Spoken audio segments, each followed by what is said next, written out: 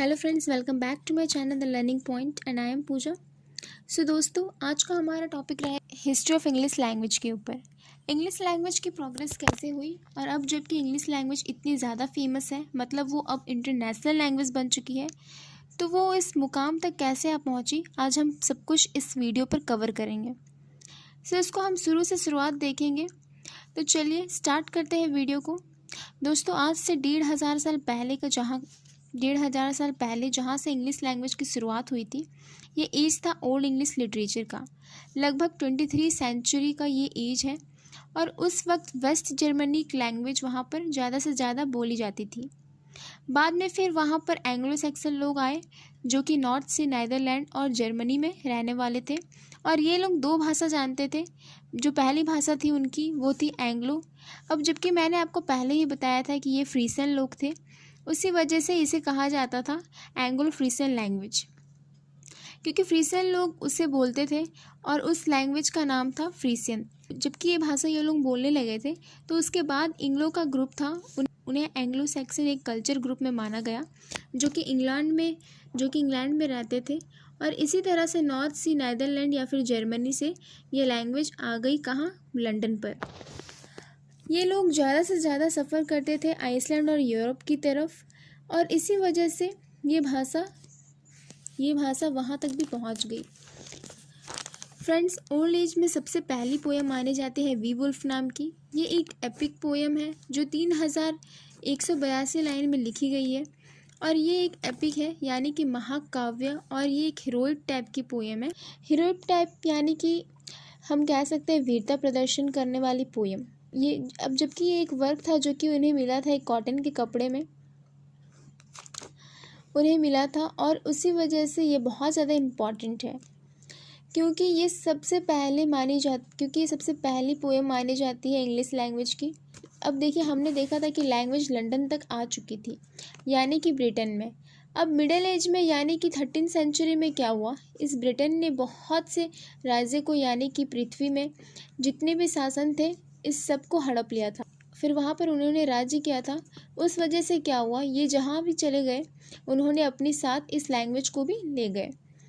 इनके rules English में लिखे जाते थे, उस वजह से चाहो या ना चाहो लोगों को उस वजह से ये मानना ही पड़ता था, जिस वजह से कि दुनिया में एक नई लैंग्वेज रिप्रेजेंट होने लगी।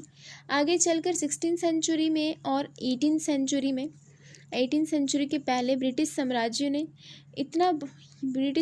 में इतना बढ़ चुका था, यानी कि दुनिया के 23% आबादी पर उन्होंने कब्जा कर लिया था। सब इससे अंदाज़ा हम लगा सकते हैं कि उनके साथ ये लैंग्वेज कहाँ कहाँ पर जा पहुँची होगी।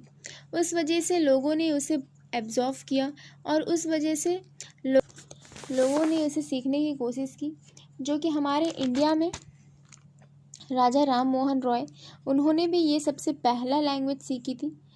हमारे इंडिया की अगर मैं बात करूं तो ये हमारे इंडिया में जो भी लैंग्वेज इंग्लिश लैंग्वेज जानते थे उनको एक अलग ही स्टैंडर्ड में माना जाता था। उस एज में उन्हें बहुत ज़्यादा रेपुटेशन थी क्योंकि इंग्लिश लैंग्वेज ही बाहर सिखाई जाती थी।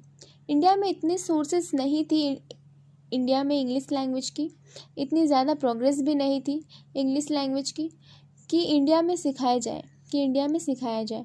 उस वजह से लोग क्या करते थे, बाहर जाकर सीख कर आते थे इस इंग्लिश लैंग्वेज को।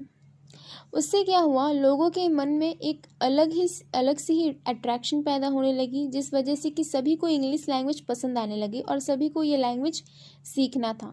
फिर मिडिल एज से उसकी प्रोग्रेस होने में ज़्यादा देर नहीं लगी। उनके कॉलेज में तब इंग्लिश लैंग्वेज सिखाने शुरू हो चुकी थी। अब ये तो हो गई लैंग्वेज की प्रोग्रेस। अब उसके बाद लैंग्वेज आने लगी ड्रामा में लैंग्वेज कन्वर्ट हो चुकी थी। उस वजह से क्या हुआ, सोर्सेज बढ़ने लगी। अब देखिए, राइटिंग पहले था, लोग जो भी पढ़ते थे, जो भी देखते थे, वही वो किताबों में भी पढ़ते थे, किताबों में पढ़कर इंग्लिश लैंग्वेज को समझ लिया करते थे। अब जो लोग इस लैंग्वेज से अनजान थे उन लोगों के लिए सबसे अच्छा सोर्स क्रिएट हो चुका था, जो था ड्रामा स्टार्टिंग में जब शुरू हुआ था तब इतनी उसे परमिशन नहीं थी कि वो सबके सामने कुछ भी रिप्रेजेंट कर सके वो बाइबल की कुछ स्टोरीज होती थी, धार्मिक होती थी, उन्हें रिप्रेजेंट करने की परमिशन थी सिर्फ और सिर्फ चर्च में। लेकिन धीरे धीरे डेवलपमेंट होती चली गई, उनके रिप्रेजेंट करने की परमिशन अब उन्हें रिप्रेजेंट करने की परमिशन मिल चुकी थी।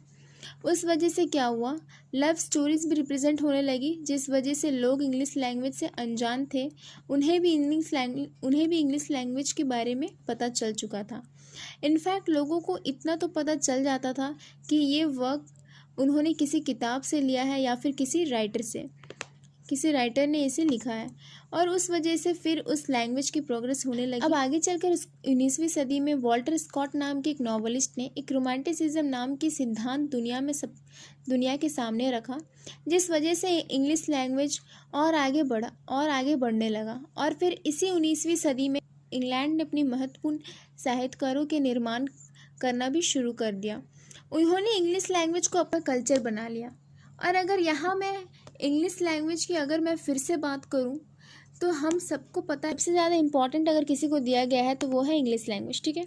आप अगर बारीकी से इंग्लिश लैंग्वेज की नोबेल प्राइज़ लिस्ट देखोगे तो वहाँ पर सबसे ज़्यादा इंग्लिश लैंग्वेज वर्क को सबसे ज़्यादा इम्पॉर्टेंट दिया गया है और सबसे ज़्यादा इंग्लिश लैंग्वेज को ही वर्क दिया गया है के लिए। सो दोस्तों, इस वीडियो के लिए बस इतना ही। ये था कुछ facts of history of English literature.